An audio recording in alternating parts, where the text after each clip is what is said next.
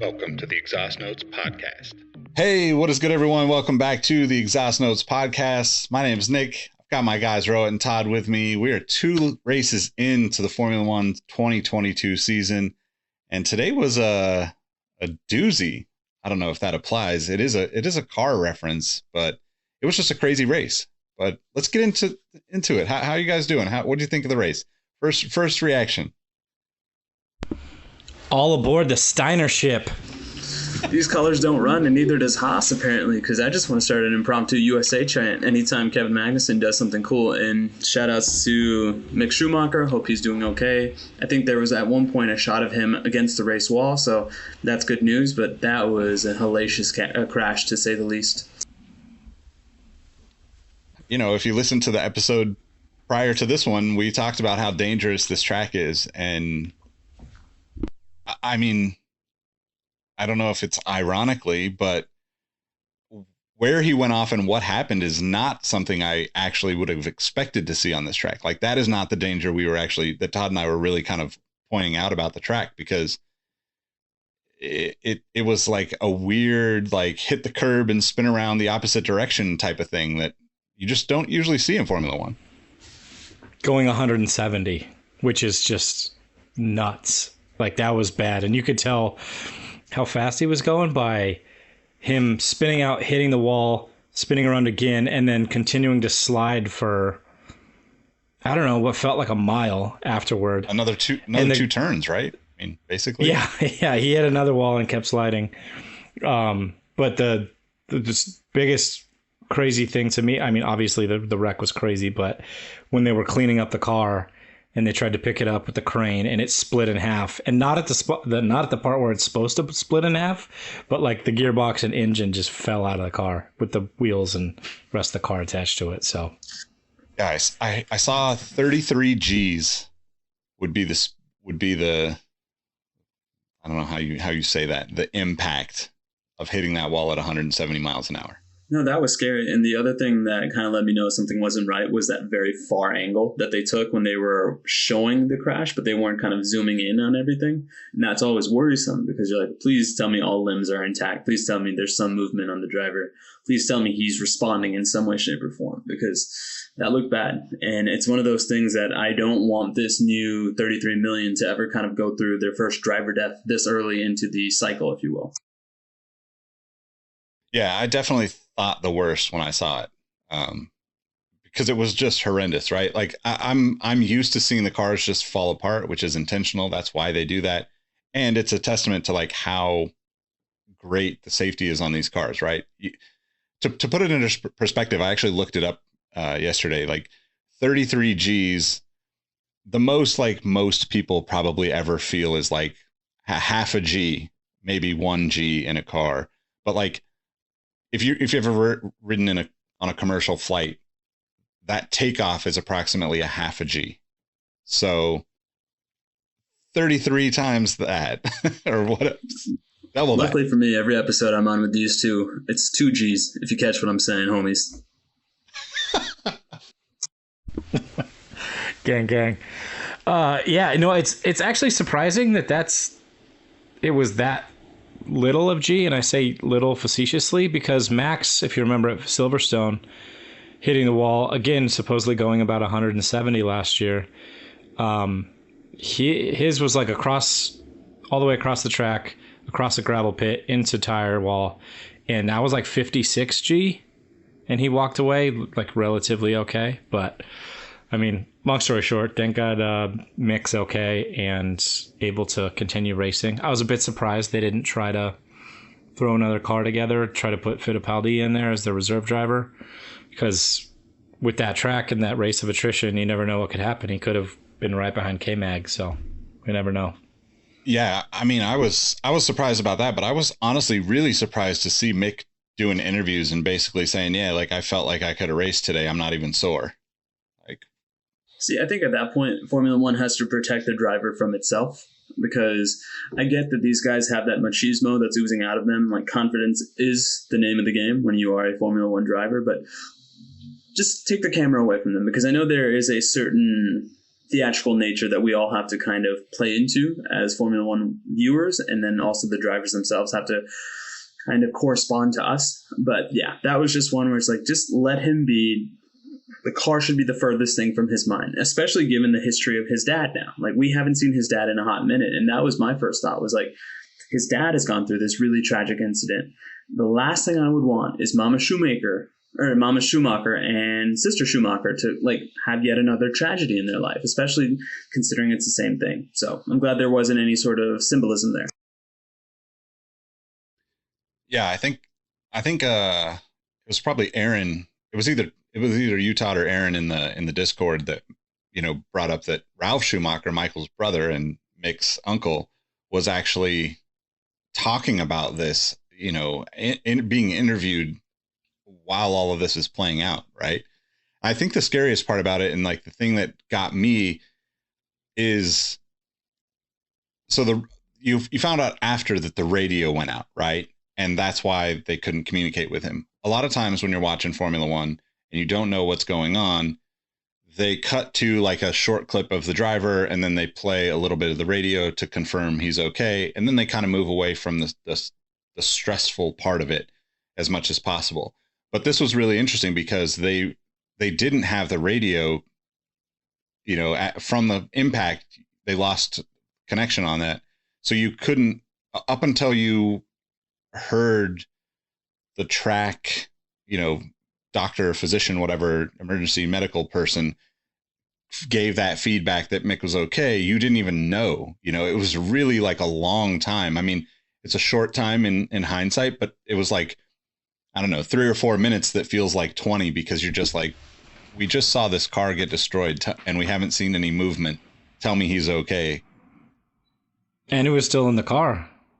Like, he didn't immediately hop out, which normally you see him just kind of pop right out. Like, even Max got out of his car at that Silverstone wreck pretty quickly. So yeah, that was scary, and it felt a little bit like Drive to Survive was directing real life for a second with Lewis's 32-second pit stop. Well, should we start off with reviews? Do we have reviews? We have no reviews, and I'm about to fuck smash a door if we don't get a review from anybody anytime soon. Because come on, we give you quality Formula One content. We give you terrific puns. We give you Professor Yates and his scientific breakdowns. We give you Professor Engvall and his... I don't even know what Nick does, but Nick does it really well. But at the same time, it all deserves to be commemorated in a nice, tasteful one-paragraph review. I'm not going to let you know what the sentence structure might be, but let's get a 3 to 5 to make your English teachers proud from way back when. But come on, we need the reviews. It gives us a greater visibility to new listeners. And if you're not going to give us a review, no, you should still give us a review. But at the same time, tell 3 friends about us. They don't even have to like cars. They just have to like lovely gentlemen talking. So. I don't know how to follow that up.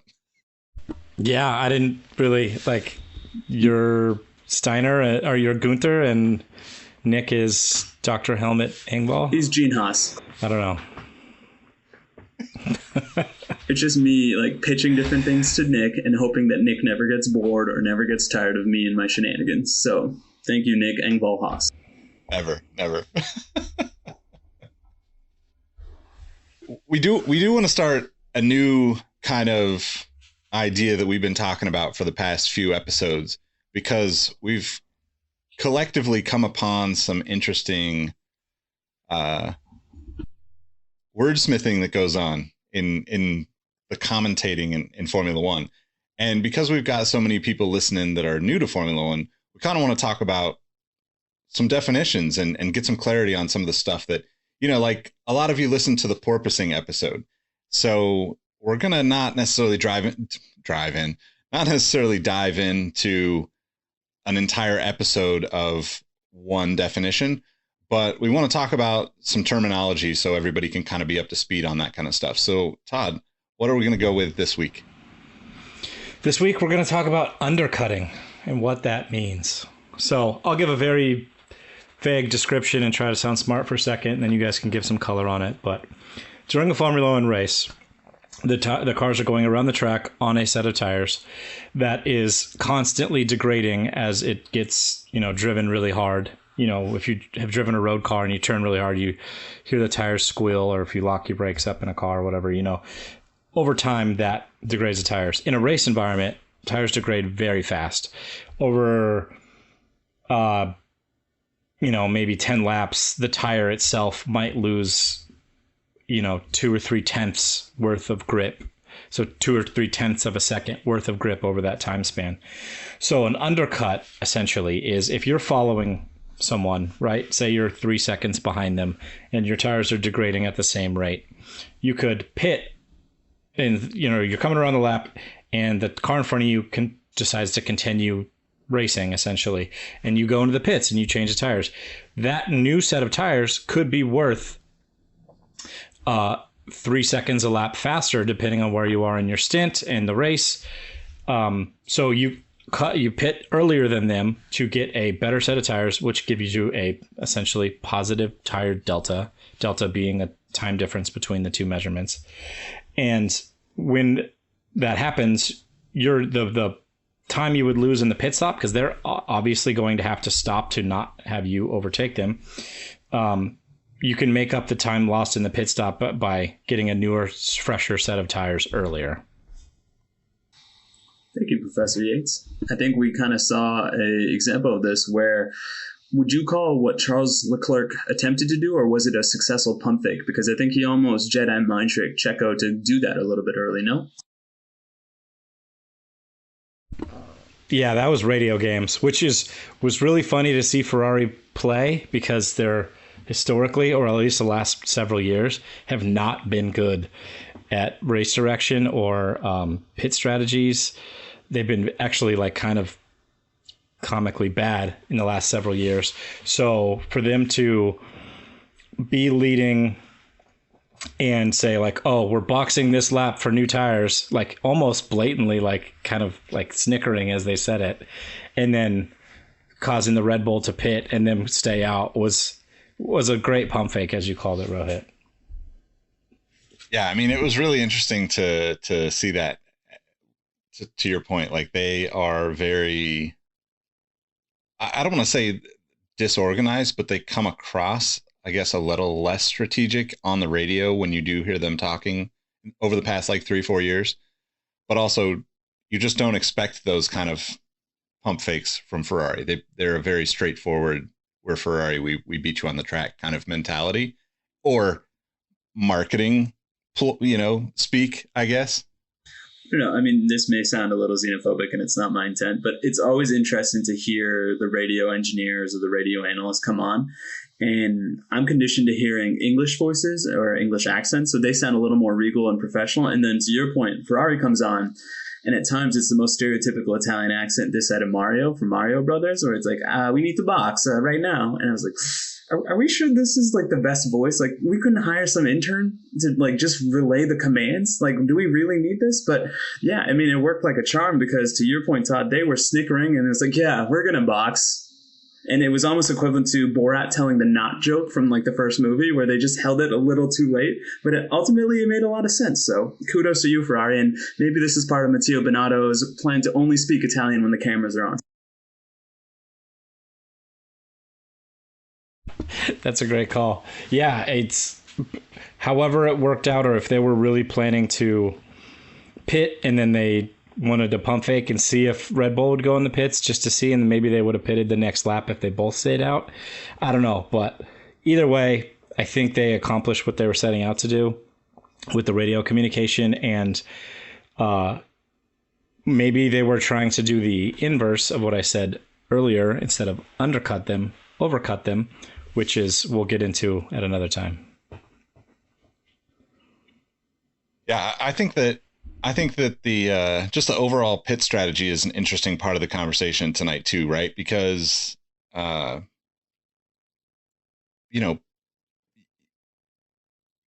with yellows, you kind of can't, with safety cars, virtual safety cars, you kind of can't stick to the plan, right? And there was a lot of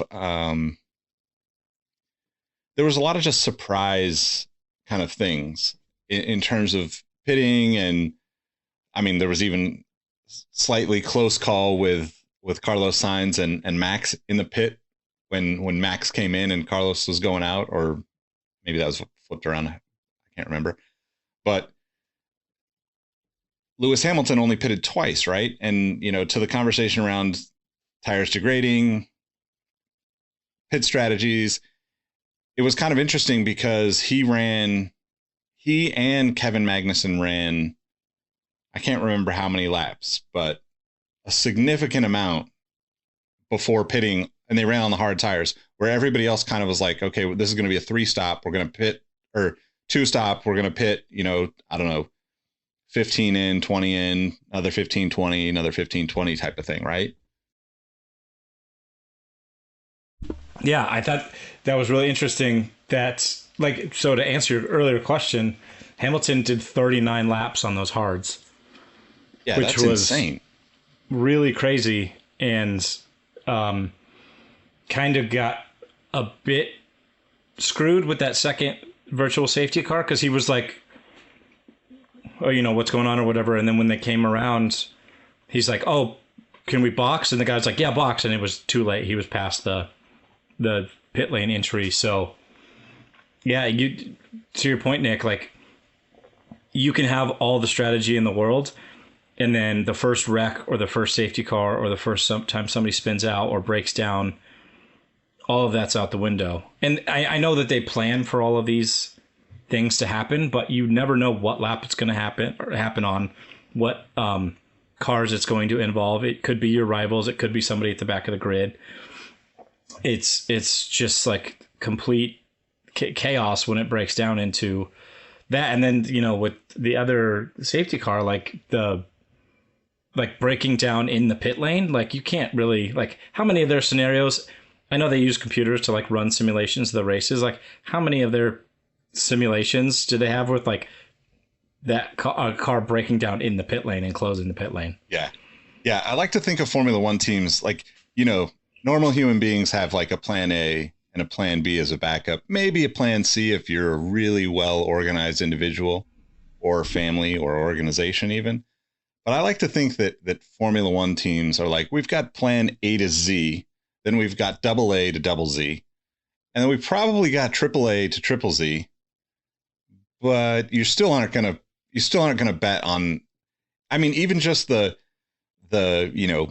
pushing, was it Alonso's car in too? It just throws this wild curveball into things.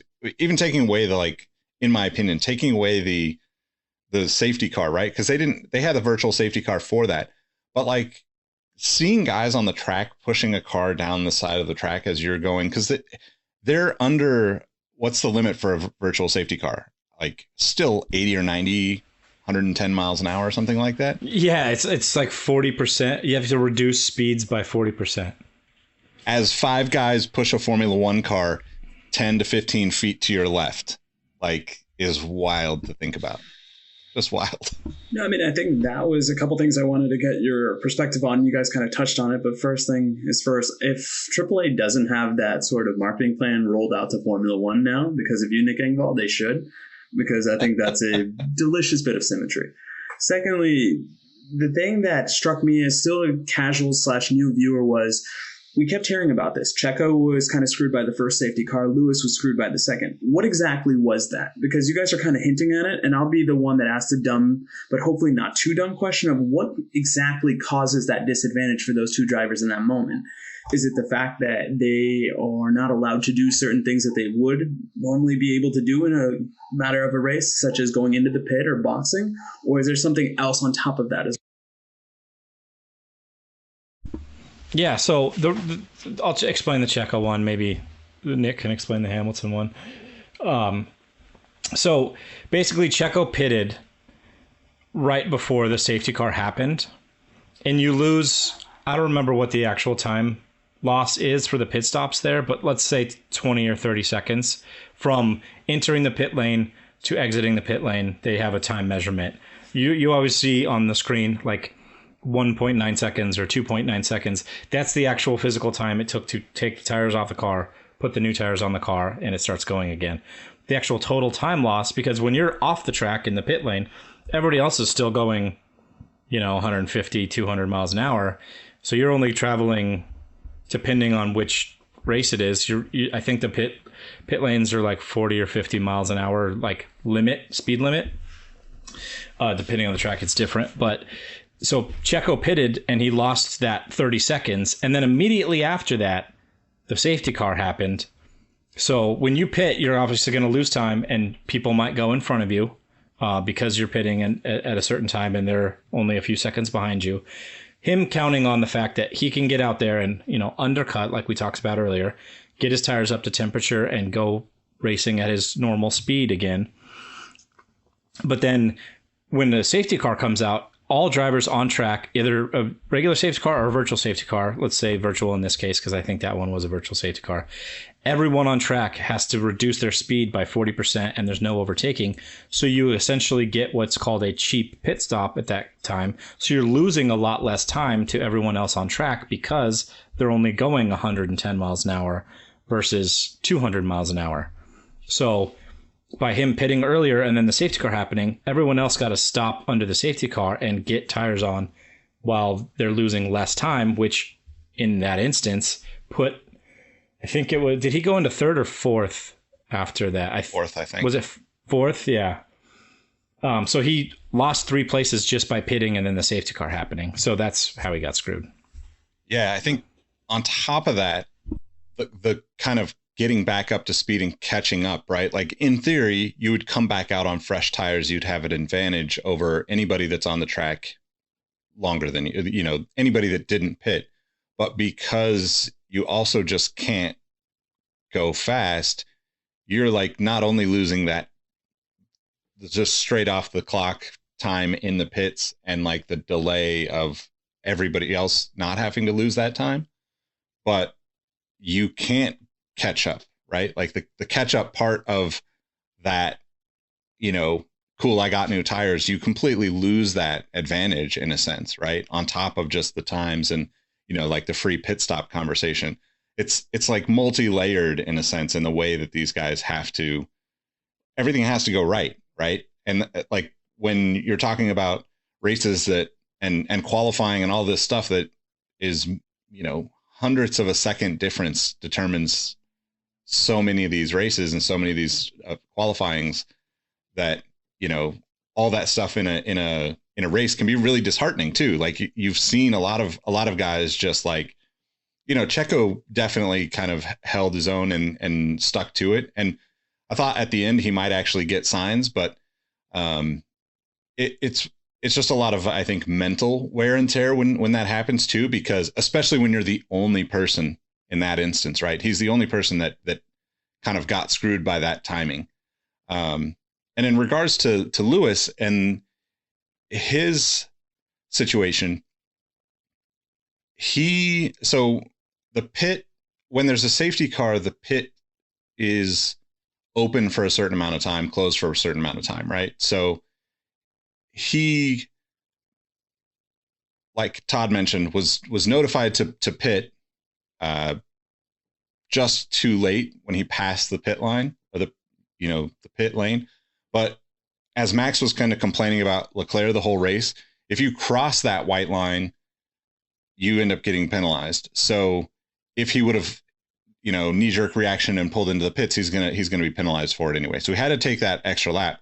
But during that extra lap, I believe the pits closed, right? So he was kind of stuck out on old tires until the whole crew, the whole race kind of got back on track after their pits. So now he's got to go back in after, 15 other guys have already taken advantage of the free pit stop, essentially. There's one other thing I wanted to add there, Nick, that I didn't even think about when I was explaining that earlier, but not only do you lose the time during the pit stop, but when you pit for a set of new tires, as we talked about earlier, or I think this was in the pre-show, you can't just immediately go out on those new tires and go 100%. You have to warm the tires up. So another way that Checo got screwed is he pitted during normal racing, and then that next lap that he's coming out of the the garage, he's got to warm his tires up that next lap, or not the garage, the pit lane. And then everyone else that got to pit under the safety car, not only do they get the cheap pit stop, but then once they get out, you see them winding and weaving behind, or while they're on track going slow, under the virtual safety car in this case. They get to warm their tires up for free. So once racing resumes, they're at full speed essentially. No, I mean, I thank you both for that, because I think it'll go a long way for not only myself, but also the listeners to just kind of understand these terms in a little bit more clear context. And the other thing that's nice is gym teachers all over the world are rejoicing now, because if you mess up, you do an extra lap apparently in Formula One. So we can always take that with the grain of salt. I mean, I think it's also interesting to note, as much as like Formula One is very driver centric, right? It seems like it's one person because they're the face of it. It is absolutely a team sport, and not just the other driver on your team, but to Todd's point about that first lap on a set of tires, we see guys get squirrely and lose traction and slip a little bit here and there, or maybe even slam on the brakes and lock up the brakes when they're not careful about that. And today there was a little bit of back and forth with Max around him not, kind of letting off a little bit, right? Because Max is notoriously like, there's an opening, I go for it. It's instinctual in a way, right? Not even in a way. It is instinctual for him. But last race, we saw that didn't work out. Leclerc basically let him make his own mistakes, and then Leclerc stuck level-headed with it and won the race. Although Max won this week, his team came on and basically said, like, let's back off. Let's make this work as opposed to forcing it. But also, interestingly, last week, Max was complaining that he didn't get to run as hard as he wanted to on those first out laps with the tires. And, it's just an interesting dynamic, right? Like, I think that, we only get to hear Max and his team as much as like everybody's out there having these conversations. He's the champion, right? Like, we're going to hear more of him for this season, no matter what, unless he just completely falls off and is running at the back of the pack. But I think that it's interesting to hear that, and thinking about how a lot of these guys are, really young, and like the coaching aspect of this coming from the team, you get to see it with Yuki in Drive to Survive, if you've watched it. But like that aspect of Formula One is really fascinating to me, because, there's a lot to be said about how you work with those people and how you become successful. And I think obviously, you kind of saw it today, like Max letting off just a tiny bit and not going for it. And he had one moment where he kind of seemed like he was going to pass, but like obviously was not going to try. And Charles Leclerc actually like kind of swerved over to block a little bit, which took him off his line for that corner. And I think that was the lap, or maybe it was the next lap, that Max eventually passed him for the last few laps or whatever. But that strategy is like layered on top of the pit strategy, the tire strategy, all of these things, right? So there's so many layers of like how to think about this. And I think the more you get into it, the more you know about it, the more you watch it, the more it's just like, it's like I would imagine it's like the first time a computer engineer like realizes this is what they want to do with their life. And they are just like in the Matrix for the first time. And you're like, oh my God, it's the Matrix, He sent a great dummy on that lap that you're talking about, down into turn one. Sent a great dummy to just like make, like, as you mentioned, Leclerc off his line. But this is two races now where Max's team has been on to him saying like, hey, easy on the out laps. We don't want to overcook the tires immediately, so we can save them a little bit for the race. And credit to Max, like that was a great drive. There was a lot of kind of dumb DRS games that we'll get into, but that eventual pass was just next level, not only racing but IQ on his part to put Leclerc offline, which gave him enough of a gap around the lap that Leclerc couldn't come back from it with DRS. I mean, the more I watch Max drive, the more I'm just taken in awe. Like the analogy we used in the previous episode was he's Patrick Mahomes in a sense, because he's doing things with the car that we thought we saw everything a car is capable of, but this guy is showing us next level brilliance. He's playing chess when everybody's playing checkers. The thing I kind of hope is something we alluded to with Mick Schumacher is I hope his team protects him from himself, because this is the second week in a row, and maybe I'll be the resident Max Verstappen hater, but he really is writing checks, his body, and eventually his team may not be able to cash, because what is too far at this point? Because granted, we have a champion in our midst. He can get away with a certain degree of things. But at the same time, as my co-hosts are always quick to point out, this is an asterisk title. No matter how you slice it, no matter how you dice it, there's always going to be a level of questioning with regards to the validity of this championship. And he's not doing himself any favors in the eyes of the hearts and minds of the public by constantly berating his engineers, constantly berating everybody, saying, I'm not going to do it this way, or I'm not going to do it your way, I'm going to do it my way. But when he's shown a level-headedness that sometimes isn't there with him, he seems to be even more effective. He seems to be Neo in the Matrix, like we said, where it's just everything is moving in slow motion for him. But I don't know. Like I said, I'm so convinced he's not going to repeat this year. And this week was another instance of that, because even the tone of his radio messages was just that of an insecure, desperate man just clinging on to something that we aren't even in the infancy of the season. So I don't know about all that.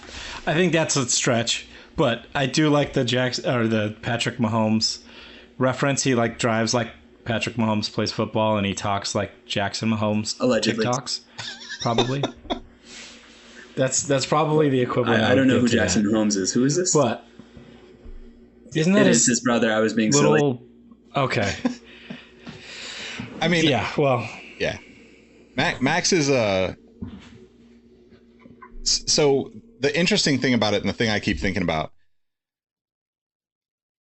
Max, it sounds ridiculous to say like something like a championship season comes down to one thing, right? But if you look back at last season, essentially, like if the last race of the year, if both Max and Lewis crash out, Max wins the title. So he has a huge advantage because he doesn't have to worry about wrecking the car, right? Like if he wrecks and Lewis wrecks, like as they're going, fighting for position for however many laps, at the end of the day, Max is an advantage for Max, right? The driver that doesn't have to worry about losing as long as the other guy doesn't finish either is truly at an advantage. And you saw that with Lewis, like being extra cautious, right? And Max is already an aggressive driver. He's like, he's Lewis 10 years ago, right? Like Lewis was that aggressive when he came up. And I think all young drivers have to be to kind of like, you really have to get in and like show, hey, this is my track too kind of mentality, right? But what's really interesting is, and this will be like one of the things that I watch for in terms of like, will Max end up with more titles than Lewis in his career, is if Max can understand these moments, right? The first race, he clearly was in his own head, fighting Charles, going back and forth, and he lost the race, right? He lost the race by dive bombing and not being able to recover. Because yes, you might be able to beat somebody to a corner and position yourself to like be ahead of them at that point. But if you can't continue on at the pace while you're getting out of that corner, you're not gonna be ahead, right? If they're level headed and they take that even slightly better, and even with you in front, they're gonna have an advantage coming out because they're able to maintain that pace, regardless of how we look at like the cars and like because you can get into the weeds and say that Red Bull was insanely faster on the straights, Ferrari was much faster through the turns this week, but take that away and like it really comes down to the strategic mind of the driver being able to understand like just that little bit of like not quite fully, pedal to the metal, full send kind of attitude is actually the difference between a driver that's going to win a lot versus a driver that's going to win some, right? And we've seen this regularly in Formula One, right? Like it's happened for many, many years There's movies that you could go watch. You could go listen to a previous episode, and we talked about a bunch of movies that you could learn about how some of these drivers have been throughout the years, right? But I think that today was actually really a cool thing to see Max. You know, like I'm not the biggest Max fan, but like to see him actually take a pause, take a breath, and be able to win. It's a scary thing for the rest of the field, because if he's able to do that on a regular basis, he becomes twice the driver that he has been. And he's been the best driver on the track for the past probably 2 years, arguably. Yeah, I agree with that. And I think this is a great time, because you kind of just mentioned it, Nick, to talk about the DRS games that we saw. So this is 2 races in a row now. And this is why, as you just mentioned, why Max lost the first race, right? Every time they got to the DRS detection zone in turn 1 in Bahrain, Charles let him essentially by and took a different line into the corner so he could carry a little bit more speed, so that when they got into the second DRS detection zone, he could take him back after turns 2 and 3, that little switchback. He could overtake him in turn 4 and then be ahead the rest of the lap. And Max didn't learn from that. He kept doing it. He did it 3 laps in a row. That happened. And then we saw today with the DRS detection line, which is pretty much right at the breaking point of turn 27, the final turn of the track. He, during the first, overshot him down that little straight before turn 27, and then Charles immediately came back, or Charles, I guess we're supposed to say, French Monegasque accent. He immediately, Charles overtook Max right away again. And then Max learned, like, oh, we're doing this game again. So then the next lap, they both went into the corner, turn 27, and slowed down. And I think it was that next lap that Charles kind of dummied him right there, and they both hit the brakes, and then Charles took off right when Max hit the brakes again, because they thought they were both going to, who was going to go over the line first? And then he took him again. And then Max learned, finally, to your point, Nick, like, oh, we're going to do this. All right, so I'm going to approach this corner differently. I'm going to approach the DRS line differently and take a different approach to it. And it eventually won him the race. But the thing that I don't like to see, which I'm not a huge proponent of DRS, but I also don't hate DRS. I think it helps passing and it makes for interesting racing, especially with these new regulations. I don't like to see, like, every time 2 guys are on for a lead, and it's so far it's only happening with the cars in P1 and P2, but maybe we have a car in P10 and P11 doing this to try to, who's gonna chicken out first to hit the DRS line, and I'm going to overtake you because you went across the DRS line first. We don't want to see that. We want to see close racing. We want to see them pushing flat out. We don't know how these tires are really built yet and how they react to things, but I don't want to see these games of, like, everyone slams on their brakes at the DRS detection line just so whoever goes first loses out. No, it's very much, no, you go. No, you go. It's a Portland four-way stop in a sense, because everybody wants to be a nice guy, except when they don't want to be a nice guy. And no, I thought it was expertly said by you, Todd, because the vibe I got, even though his teammate is the one from Spain, I thought Charles Leclerc did a tremendous job being a bullfighter, because that's what Max was the last race. He was a bull in a china shop. He wanted to go for the very first gap he could, and Charles used his own pimp against him in a sense. Now we are seeing that Max is evolving, Max is learning, and that is a scary sight, and Nick articulated that beautifully. Now, my understanding of this is, what is the counter to the counter? Because now I'm sure Ferrari has seen this. They are now going to go in the lab. And this is where the fun aspect of sports and games comes into play, because I've always had this idea that every great athlete can be measured after their third year, because the first year, that person is going to take the league by storm. The second year, the league is found out about said athlete, and they're going to go out of their way to make sure that that person does not beat them again the way they did in the first year. So that's why in the third year, that's when you see the true measure of the man, or the woman in this case. Don't want to be sexist. So now we've got our third race in Australia. It's going to be really interesting, because to your point, Todd, we are going to see some instance of no, you go. No, you go. And now it's going to be quite telling to see who has the advantage, because right now I think it's a neutral thing. I think they're both have the other where they think they want them, but obviously, like Mike Tyson says, everybody has a plan until they get hit in the mouth. I think both of them have taken a shot to the mouth, so now it's going to be really interesting because I think the racing starts after that. I mean, I think that it was an incredible race, right? Like even Charles Leclerc even came out and said, like, it's one of my favorite races ever today, right? The back and forth is beautiful. To Todd's point, I do think that there is some interesting possible negative aspects of DRS, just like quickly. So like DRS is the drag reduction system. If you watch Formula One, you'll see the back of the wing open up. And essentially what that does is it allows just to be a little bit quicker. You know, I think it's probably like 5%, 10% quicker than normal. They kept saying 16 kilometers per hour. Like somebody must have talked to them, because anytime somebody mentioned DRS, they're like, yep, here's that 16 kilometer per hour advantage.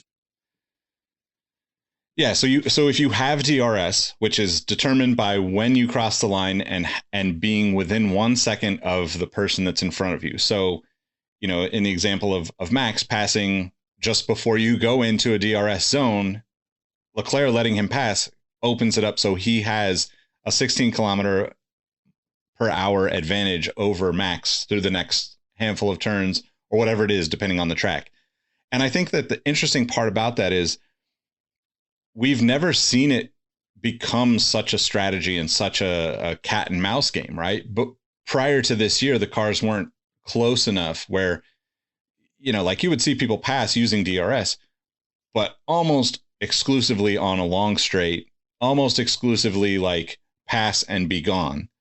And if you watched today's race or listened to today's race, Jenson Button, who's a former Formula One driver with like Bar, Honda, and Braun, and a bunch of other teams, actually won a championship with Braun, right? So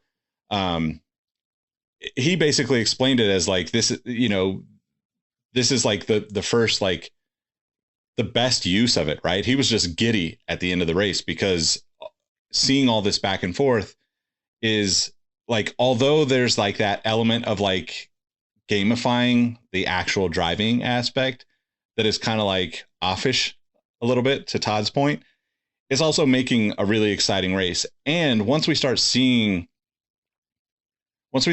teams kind of understand the cars better, the tires better, we kind of saw a little bit of it wasn't specifically around the DRS zones, but there was a little bit, I guess, with Max and Kevin Magnussen, right?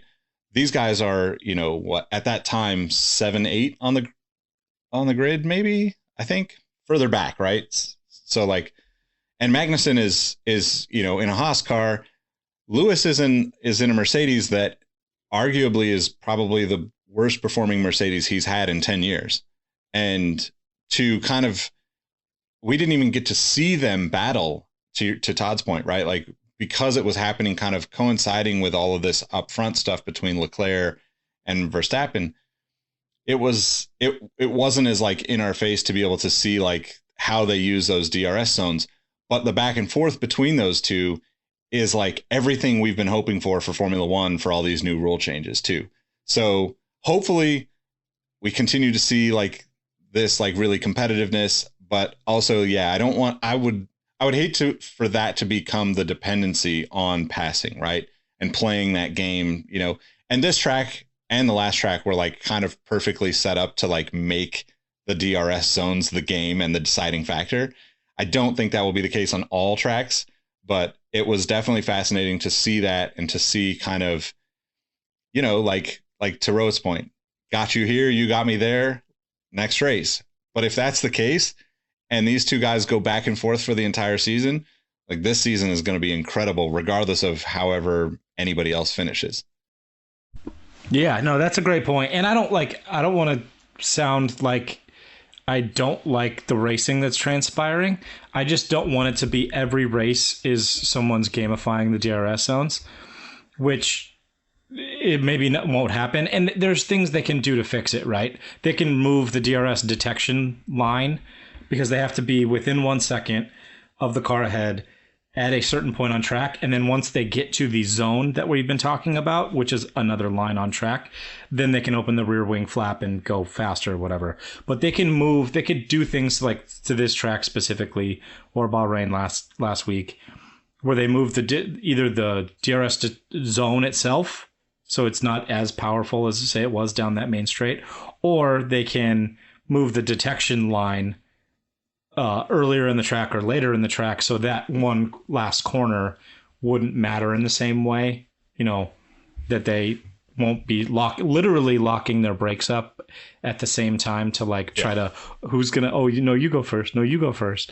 So that's that I think it will be different for every track, like you said, Nick, but I just don't want it to be, Max wins a race because he did the better game on the DRS zone today, or that one turn, or whatever it is. But I'm so glad that you talked about the Lewis and Magnussen battle, because I'm going to just continue into my points here, because I wrote notes down, and holy hell, whoever's directing, and I know how hard this is, to try to film the strategy and the race and everything that's going on with 20 different cars on track and everything that's happening. But I don't care who's in the stands and what their sign says. I don't want to see a replay of someone getting squirrely in a corner that turned out to be nothing. I want to see the racing on the track. I think Sky Sports, they have a motto. What the hell is it? Oh, you're only live once. That's right. That's damn right. The race is happening. It's only live once. You only see it live for the one time. So don't show me, a fan or somebody standing on the pit wall, or the back of Mike Crack's head. I just have to say his name because I can't. I'm a child. But I do want to give a special shout out to Tommy Bellingham from WTF1 podcast, because he wrote a post that was an open letter to the F1 TV director that just said everything I want to say. And the funniest part about it is, I don't remember if you guys remember, I don't know if you guys remember Monaco last year, but there's literally a battle for the lead going on, and they show a replay of Lance Stroll doing nothing, nothing important. And that part of the race that we're talking about, they were showing I think it was Checo in P4 with kind of nobody around him, just chugging along. Granted, he was flying, good. Checo's an amazing driver, but we have a serious battle going on one spot behind him, where they passed each other they went back and forth, I think 3 laps in a row, passing each other. Why not show that? Please, God, improve the direction. We only race once. I'm 100% in agreement with you, but I'm going to play devil's advocate here just a tiny bit, because the best part of this race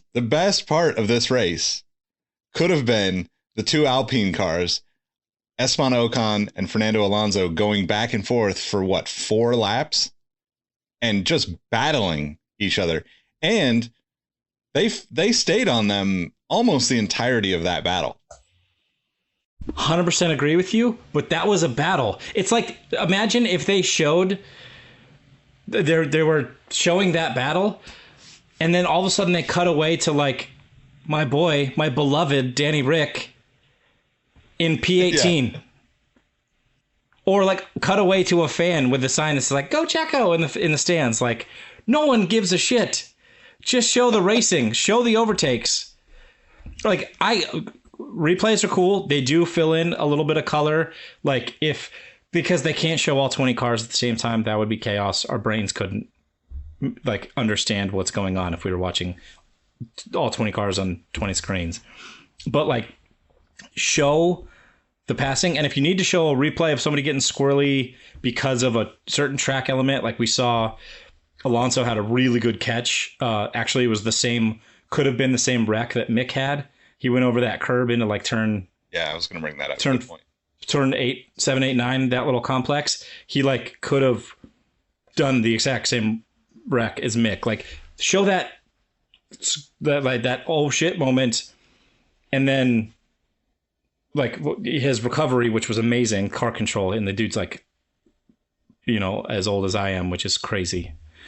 But like, show that later. Show that when there's a lull in the racing, but not like when we have an active battle with the two pink cars, which was, let's be honest, the best racing all day, I think.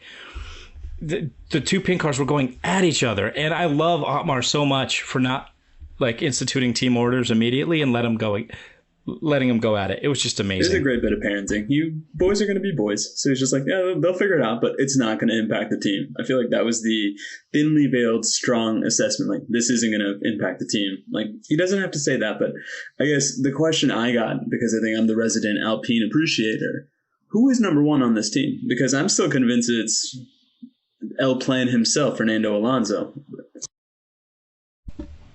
I thought you were going to go the other way with that and say Ocon, because I know your affinity for Ratatouille. I do enjoy a good Ratatouille, right? But it's Ocon. The guy's like, he shows almost every race why he's a double world champion. Oh, you mean Alonso, right? Because Alonso's a double world champion? Sorry. Yep, listen, me and Ratatouille Nation appreciate that, and when that actually happens, I will get a commemorative tattoo of you, like as a classy tramp stamp, but I digress. You were making a point, Todd. No, I was just going to say, like, everyone has, I think the F1 fandom at large loves to jump down a driver's throat when they have a bad race, when they make a mistake. Even last year when Alonso was coming into the team after his bad performance at McLaren the last time he retired from F1, everyone's like, oh, he doesn't have it anymore.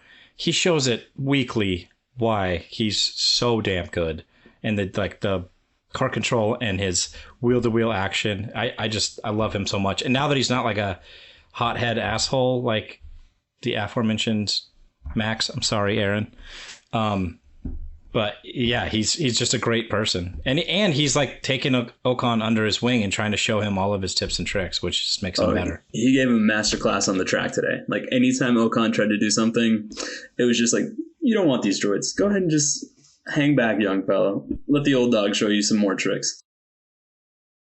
Totally. I mean, and that's the thing. Like, you just wouldn't see that from Red Bull, Mercedes, right? Like that. Letting the guys actually race each other doesn't happen very often. And it happened a little bit with Ferrari over the past few years, just in kind of like this, like, we're not going to win, but we're going to be out here kind of, place that they were in. But I think that's been interesting to kind of see. In my opinion, it's really Alpine and McLaren that actually allows that to happen on a regular basis. And to Todd's point, it's the funnest part about the races in my mind, right? Because these guys are it's like competing with your brothers, like you can't compare because so much about each other. You're around each other all the time. Your entire livelihood is based on the success of both of you in a lot of ways, right? Because one great driver and one driver who can't live up to the expectations usually doesn't last on the team very long. So I think it was awesome to see that. And, I kind of made the joke in the Discord, like, honestly, like, this is what they need to do. Like the teams just need to let the guys battle each other, and then they'll get plenty of airtime, and the sponsors will be happy. There'll be more money coming in. They'll have better cars. This is the key to F1 success, in my opinion, with the cars being as close as they are this year.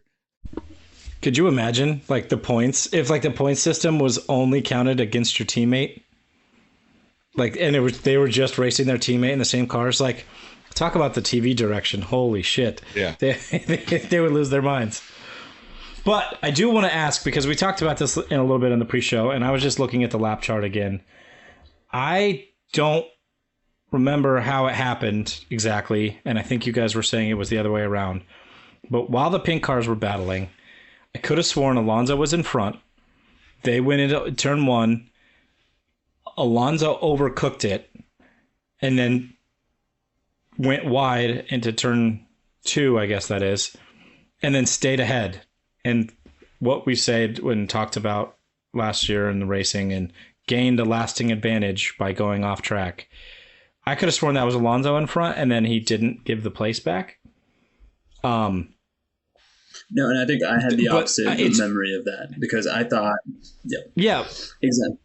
I thought my question is that I know that race control or the race directors said that they're not going to essentially intervene when that happens. And I understand it was between teammates or two cars that are on the same team. But like, if that does happen, they're just going to, they're relying on the teams to like honor system. Like, we're just going to give the place back. Like, how does that really, especially what if it comes down to a race or an important point or something that they're trying to achieve? Are they really going to be like, oh, you gained a lasting advantage, but you decided that you didn't need to give it back? We're cool. Like, that's something I'm waiting to see, because I feel like that's with the ambiguity in the rules that we just suffered last year at the end. Like, leaving it up to the honor system for me doesn't necessarily work. So they did. Yeah, I agree. I mean, look, the teams are going to take advantage any way they can. This instance that we're talking about, whether it was Ocon or Alonso, it doesn't really matter, because the team would have stepped in and said, hey, you know, whatever's right needs to happen. If they wanted to, it's up to them, right? Who cares between two teammates? It's going to be up to the team anyway, because, like, you know what I mean? Like, okay, they got an advantage. If the team wants Alonso in front or wants Ocon in front, that's who's going to be in front. But at the end of the race, probably 5-10 laps to go, Checo actually kind of pushed Sainz off, and they made him give that position back. So was that Red Bull that's acknowledging that he made the error? It was.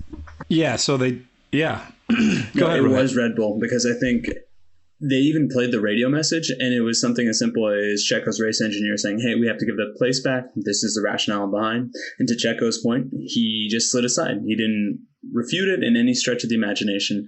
And to answer the initial question as well, as it's cute now in race 2 where there aren't stakes and the honor system looks good. When we are 3 races away from a conclusion of a season and things are a little bit more hotly contested, that's when I want to know how well you think the honor system is working. Because I think, once again, this is FIA kind of washing their hands of any sort of responsibility, because I'm sure they felt the backlash of the Michael Massey incident from last year. And by deflecting the blame, I think they can get away with it scot-free. But I think it's going to cause a bigger shitstorm whenever this thing will break, and it will break. Yeah, my head immediately goes to not this year, but last year at Bahrain, when Lewis, we know, went off track like 30 times or whatever it was. And then the one time that Max did it, or I guess Max started doing it too once Red Bull noticed that he was using that turn to go wide to carry more speed. So they were both doing it just by themselves. But then Max ended up passing Lewis on that turn off track and had to give the place back, because he was told to.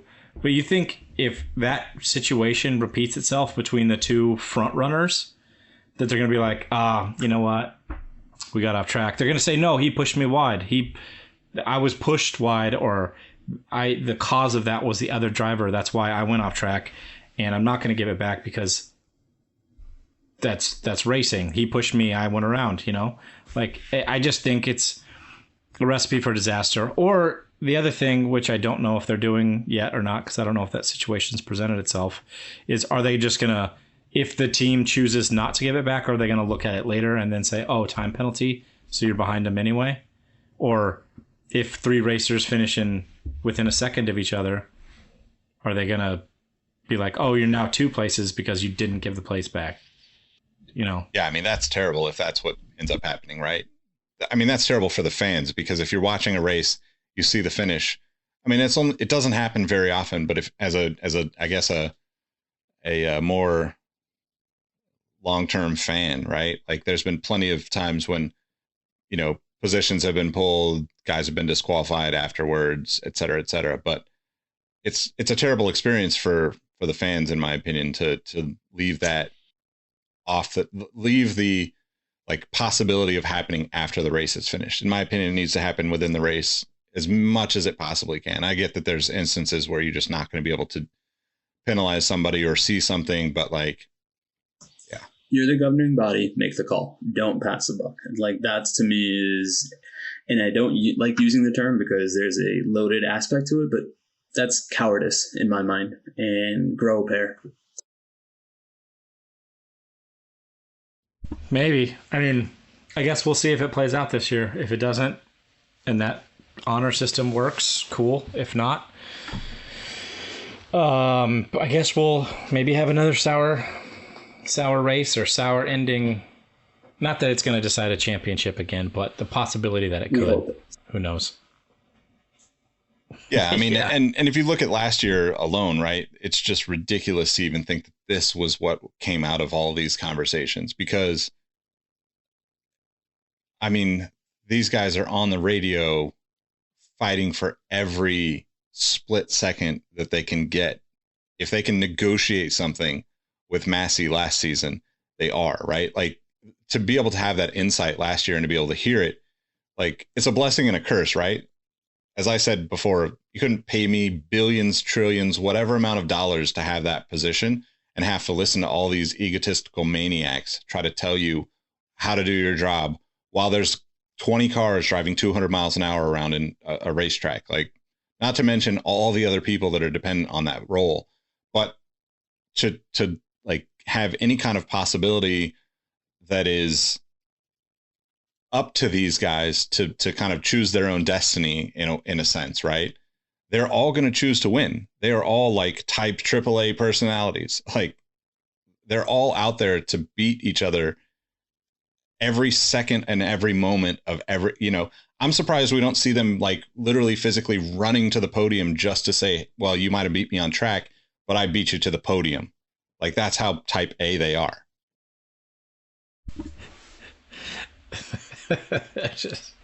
I just imagining that in my head, like, oh, I was the first literally one the on Ricky the Bobby steps. thing. Yeah, it really is. Just Sean Gerard. Oh man, can we talk about Yuki? Poor Yuki. Can we just do a montage set to like Seriously. Enya Sail Away for all the race car drivers that couldn't finish this race? Because holy crap, 6 of them. Oh. Quite a difference from the first race. I mean, yeah, it was. No, it ended up being a race of attrition without there were some accidents, but like we saw last year that there was just cars. There was, drivers and Mazepin plowing into other cars. Notice how I didn't call him a driver there. He's now a weatherman. But yeah, I just, for Yuki needs some luck. He needs like some rabbit feet or some lucky dice or 4-leaf clover or whatever the hell he needs to get, because for his car to go bad in qualifying and then he's having like a pretty good race and then his car goes bad again. Just come on, man. And he just felt like a little broken after this race. And like, I think his quote was like, things can't be going like this. And he said in the post-race media, is just like, man, I feel like Danny Ricks had some really rough luck, and shout out to Honey Badger because he had a rough go today, because I felt like his performance was a little better and then the car pooped out on him. But yeah, Yuki he needs a hug. No, silver lining. He was the only one that finished last week from a Red Bull perspective. So he needs to hang on to that. And I think we've all been in those moments where we've been in a funk where nothing seems to go our way. You just got to embrace the things that are going your way, no matter how minute and small fruit they may be. The other question I ask is Yuki back to Milton Keynes? Because that man needs to stay in Italy as long as he can. Like, at this point, that's the key to his success. So if I see that he's gone back to England, we know what's to blame. In France, come get your boy and put him back in Italy, because that was the key.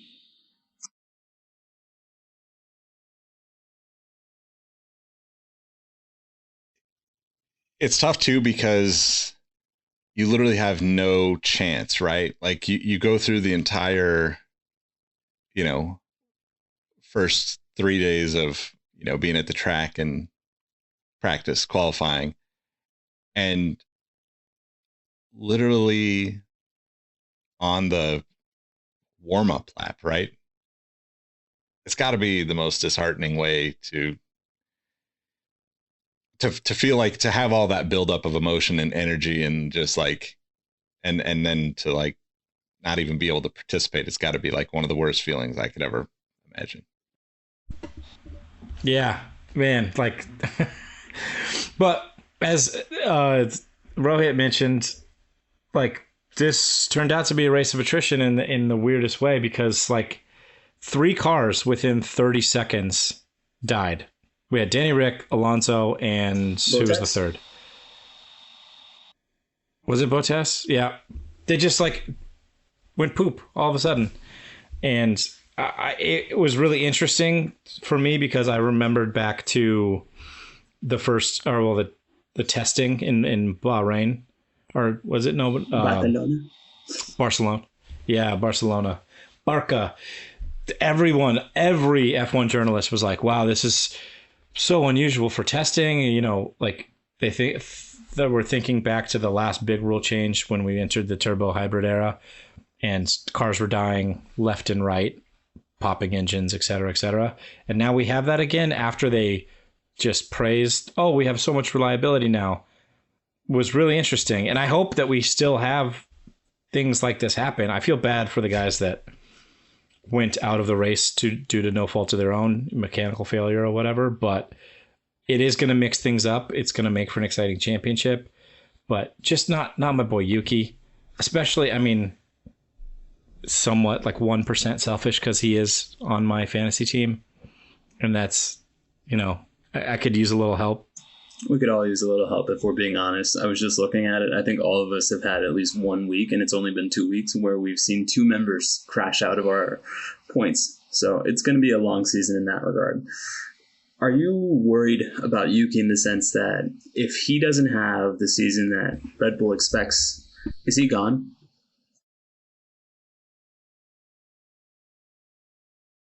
I ask because it's Red Bull, and they have a history of doing this. I would say that it's not 100% certain that he's gone, but I think it's a strong possibility, right? Like, you know, kind of to the conversation, let's say if you were watching a couple years back, right? Alex Albon, who coincidentally didn't finish this race either because he got into it a little bit with Lance Stroll in the last handful of laps, was with Red Bull, you know, came out, you know, replaced Pierre Gasly. Gasly was back to AlphaTauri. Albon had like some incredible runs, but then Gasly ended up winning a race as an AlphaTauri driver, which is probably the last thing that, you know, Red Bull wants, is to see their kind of secondary team actually beat the premier team. But I think with Yuki, he's really close, you know, like, I don't think we can start talking about that quite yet, I guess, because look, shit happens in Formula One. Shit happens in racing in general, right? Like, to my point earlier about having to have so many people on board and being on the team and understanding how it all works as a team. There's so many moving pieces. There's so many things that can go wrong. And frankly, if you miss a race here and there, you know, as long as you're in the points, as long as you're competitive, like, people aren't going to hold those moments against you. Like, him not being able to race today had nothing to do with him as a driver, right? It's poor luck. But I do think the first race was, you know, arguably one of his best performances in Formula One, to be honest. You know, like, he might have finished higher in a couple of races previously, but like, he drove really well. And to drive really well when the other 3 cars associated with Red Bull failed, and to know that those 3 cars failed and you still finished, right? Like, there's some mental gymnastics to get through that as a driver, in my opinion, because ultimately you're just wondering when it's going to happen to you if you've seen the other 3 you know, kind of not teammates, but the other 3, you know, team cars, essentially, in my opinion. I don't know. What do you think, Todd? I think I'm going to play a little devil's advocate for you now, because I think Yuki is absolutely at risk this year. The reason he got the seat was due to his Honda association, right? That's why they chose him over a couple of other suitors. And I think last year was a combination of growing pains and also his lovable childlike nature of not being a professional racing driver yet, which is why he was moved to Italy and living with Franz Tost. But I think he's in the hot seat. And to your point, Nick, about they know when they will keep an eye over the course of the season on how a driver's performing. One, it's how do you measure up to your teammate, right? If you're a 10th off, if you're a couple hundredths off your teammate, you're golden, right? Because that shows that you, as a driver pairing, are getting whatever the theoretical maximum of the car is. But if you're consistently a quarter of a second, a half a second behind, which up until this point has pretty much been the case with Yuki, he's not on the same level or pace as Pierre. I don't think he's as good of a driver as Pierre, probably, but he's shown some brilliant moments in like F2 and stuff. But the one key thing that you said there, Nick, is that if they're driving in the points, at the end of the day, it really does matter if you're giving points towards the team, towards the constructors. Because if you're not finishing in P1 and enough to win the drivers, the only other thing that matters is building those points towards the constructors championship. And they're going to look at over the course of the season, and they'll see, Yuki gave him 30 points. They're not going to be like, oh, well, he could have had points in Jeddah, but they will, obviously, but like F1 is very much a sport that's like, what have you done for me lately? And it's sad to say that we've talked about it a bunch, that it's a pay to play sport.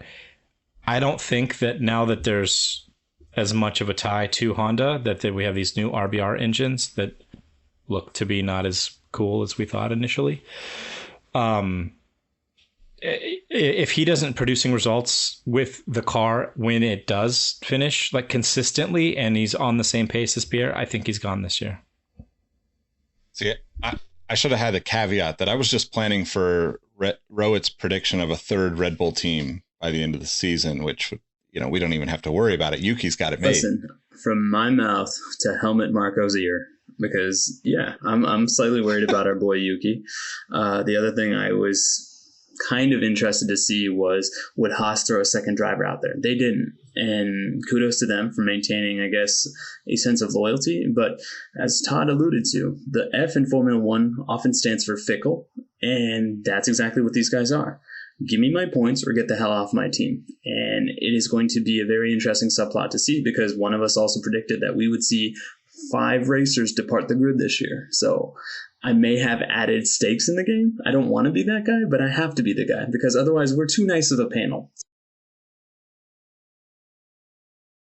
He's definitely, if five drivers go, he's definitely in that list. Like I think that if he's like, Gasly, he and Gasly have the same points as of the first 2 races, right? I think they both finished 8th, or was Yuki 9th last week? Very close, regardless. But the rest of the teams, I think Latifi, obviously with 2 wrecks this weekend, is pushing his luck. I think that with the exception of the final laps that set Hülkenberg in front of Stroll, like Stroll hasn't scored any points, hasn't beat this guy that is fresh off, a year or 2 without racing. 3? Fresh off the couch. Yeah, fresh off the couch. And not to say that, there's not some kinks being worked out with the first couple of races or handful of races, because the cars aren't up to where people are expecting them, and the drivers got to get used to them. But if Stroll, I don't think Stroll's going to be pushed out, because he's obviously the money behind the team. But I definitely think that there will be conversations there that it will be pitched by someone on the Aston Martin team if Stroll doesn't like step up his game in some way, right? And I'm not saying that will actually like occur, because, you know, how do you go say, how does Haas have that conversation with, you know, with senior Mazepin, right? Like, it just doesn't happen, right? You can't bite the hand that feeds you when the person's funding the entire team. It literally took a war for them to avoid that awkward conversation. Yeah, exactly. But I think, you know, I think we're seeing a lot of potential for expansion too, right? Like we're seeing, you know, Vegas on the calendar. There's, you know, I think the strategy is for Formula One and the FIA as a whole is, let's drop this 30 races in a season idea, which they did a week or two ago. That's absurd. Nobody's going to agree to that yet. But if they do that consistently and people keep making more money and more fans keep coming in, then for the next 5 years, they could add 1, maybe even 2 races, and we could get to 27 or 28. And if that's the case, then, you know, who's to say that they couldn't convince somebody to have a third team, or a new, you know, like the Andretti team comes in and now we have 11 teams on the grid. There's just a lot of room for expansion, I think. Not to say that, you know, not to take away from like Yuki kind of being on a hot seat at Red Bull, or with AlphaTauri, because, you know, there isn't a Honda team, right? Like there's no connection for him in that regard, that safety net that he had last year. But, you know, also, who's to say that somebody else won't come in and like say, cool, you've got a couple years experience now racing in a Red Bull car, you know, or AlphaTauri car, and can you drive for, you know, become a second driver for somebody else, or whatever that looks like. I don't know. Yeah, I don't know. He's got to show something even for that to happen. But I'm glad you guys did mention, I agree, the adding teams and races, because now we know we have Vegas happening on Thanksgiving next year. And I forgot to mention this when we did our off-schedule pod, or the bonus episode on Friday, but Stefano Domenicali, the president of the FIA, also was talking about how Andretti's not the only team trying to get into F1 now. Yeah. And there's apparently 5. So we're looking maybe at a 26, 28 driver grid. Which gives us the perfect opportunity to circle back and say we don't need to race at Jeddah. The track is too narrow. It's way too dangerous. And if we put 5 more teams on the grid, we should not be there anyway. Politics aside, let's just not do it, right? Okay, that's how off my pedestal. Fantastic way to wrap it up, because F that race. I think we talked about it at length in the Discord and on the episode on Friday. It needs to go. It is a great idea, but if you have even the drivers, the thrill junkies, the people that eat, sleep, breathe adrenaline, saying like, oh, it's an exciting race, but like, maybe not so much. And you see people slapping the wall and potentially really getting close to injuring themselves. It happened a bunch in F2 that nobody talked about because of the Mick crash and the attack on the oil refinery. So that was really overshadowed, but there was a bunch of big crashes in F2 this weekend. Holy hell, just get rid of that race. The pitch for the race just seems to be, here's a big pile of money, but did you die though? You can't collect the money if you're dead. Bars. That's... Wow. Let's just drop the mic there. Yeah. Thanks for listening to us. We appreciate you guys rocking with us. This has been a blast for us to have these conversations. We hope you all are enjoying. To Rohit's point earlier, leave us a review, give us some feedback, let us know what you think. There's definitely enough of you that you could reach out to us on Twitter, Exhaust Notes FM. You can follow Todd now with a new handle, right? Yeah, I changed it because it was just didn't make any sense. It was a reference to Jack Handy, the old SNL character, because it was just kind of a Twitter troll account, but it was Hack Jandy. So I changed it to match all my other social medias. It's now at TYeezyF1 on Twitter and at TYeezy on Instagram. You can follow me on Twitter at Roheezy, on Instagram at Rodam13. And Nick, tell us where they can follow you.